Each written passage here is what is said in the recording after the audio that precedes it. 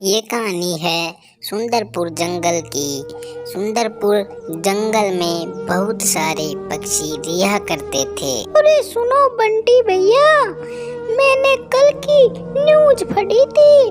उसमें बता रहे थे कि इस बार गर्मी बहुत ज्यादा पड़ेगी और बहुत दिनों तक पड़ेगी। और हमारे पास तो घर भी नहीं है। हमें घर बनाना अभी से शुरू कर देना चाहिए, तभी गर्मियाँ आते आते हमारे घर बनेंगे और उन्हें ठंडे होने में भी बहुत दिन लगेंगे। अरे हाँ रानी बहन, तुम बिल्कुल सही बोल रही हो। कल मैंने भी न्यूज में पढ़ा था गर्मी के बारे में।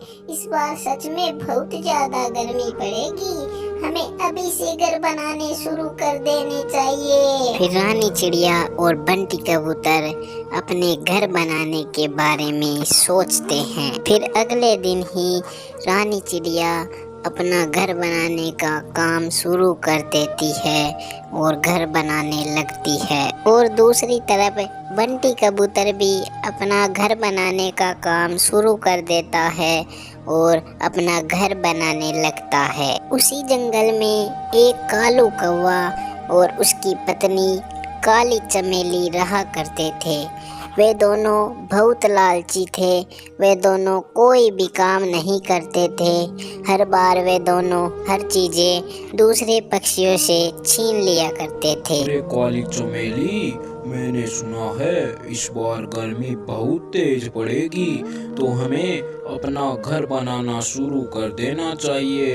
जंगल के सभी पक्षी अपना अपना घर बना रहे हैं। अरे तो इसमें कौन सी बड़ी बात हो गई? तुम चिंता क्यों कर रहे हो?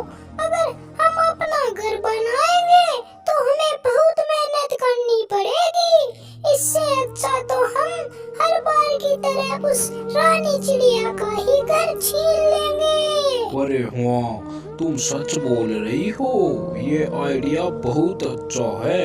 अगर हम खुद घर बनाएंगे तो हमें बहुत मेहनत करनी पड़ेगी। फिर कालू कौवा और उसकी पत्नी काली चमेली खुद का घर नहीं बनाकर रानी चिड़िया का घर छीनने के बारे में सोचते हैं। फिर रानी चिड़िया बहुत मेहनत करके अपना घर बना लेती है।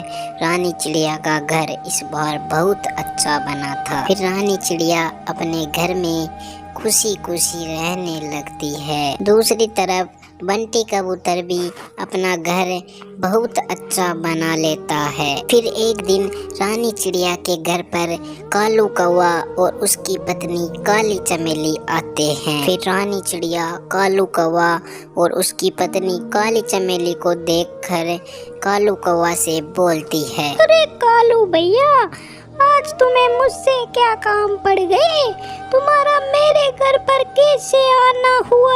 अरे हमें तुमसे काम तो कुछ भी नहीं पड़ा है, लेकिन अब यह घर तुम्हारा नहीं है, ये घर मेरा है। हम हर बार की तरह इस बार भी तुमसे घर छीनने आए हैं। अरे नहीं, मैंने मेरा घर बहुत मेहनत करके बनाया है।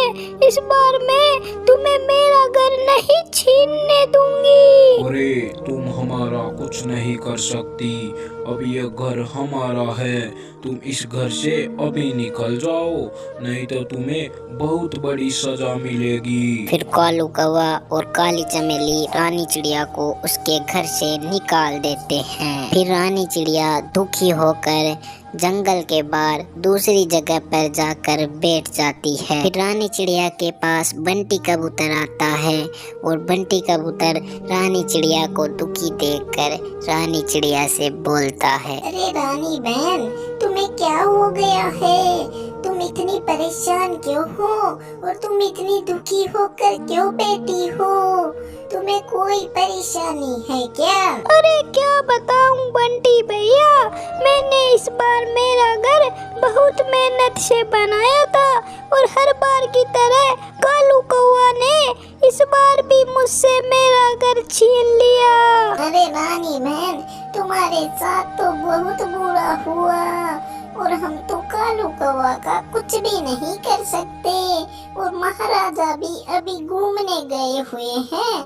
जब महाराजा वापस जंगल में आ जाएंगे तो महाराजा ही कालू कौवा को सजा देंगे।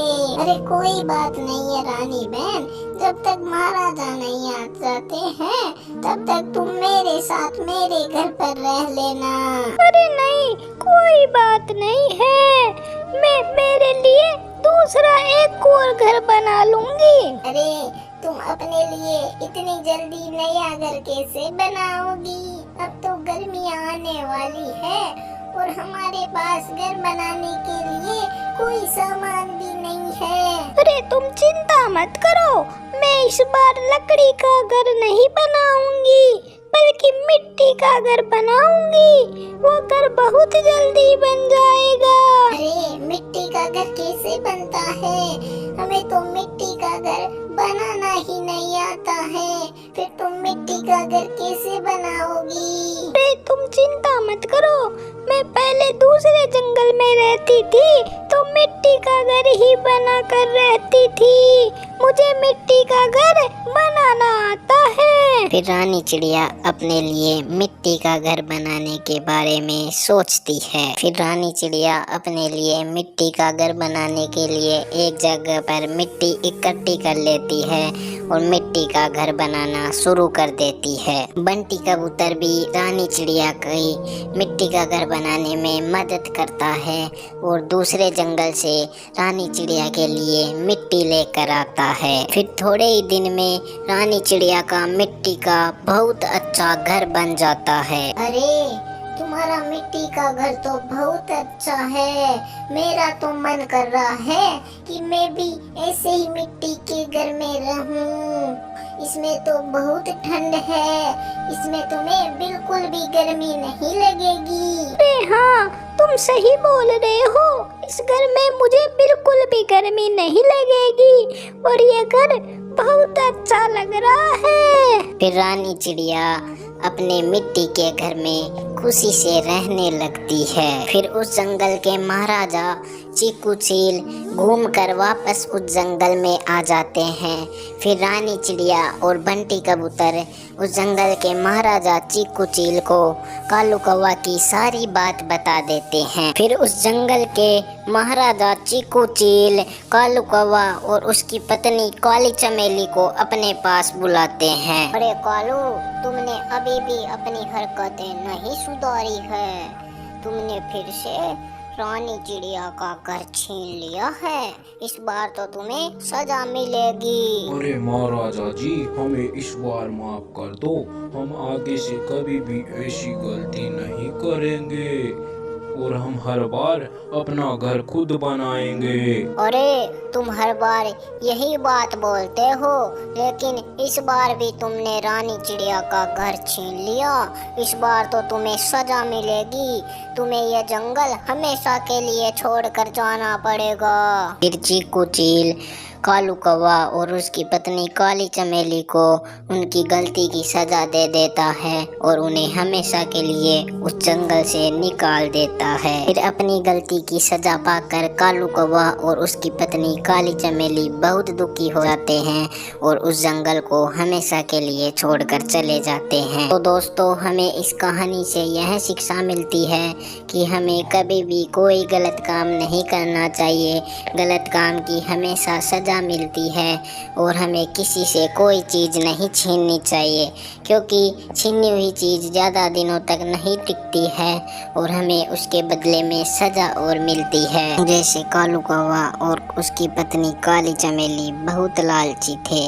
वे अपना घर खुद नहीं बनाते थे और जंगल के दूसरे पक्षियों का घर छीन लेते थे। इस बार भी कालू कौवा और उसकी पत्नी काली चमेली ने रानी चिड़िया का घर छीन लिया, लेकिन इस बार उन्हें सजा मिली और उन्हें हमेशा के लिए उस जंगल से बाहर निकाल दिया गया। अगर कालू कौवा और उसकी पत्नी काली चमेली लालच नहीं करते और रानी चिड़िया से उसका घर नहीं छीनते बल्कि अपना घर खुद बनाते तो उन्हें सजा नहीं मिलती और हमेशा के लिए उस जंगल को छोड़कर नहीं जाना पड़ता।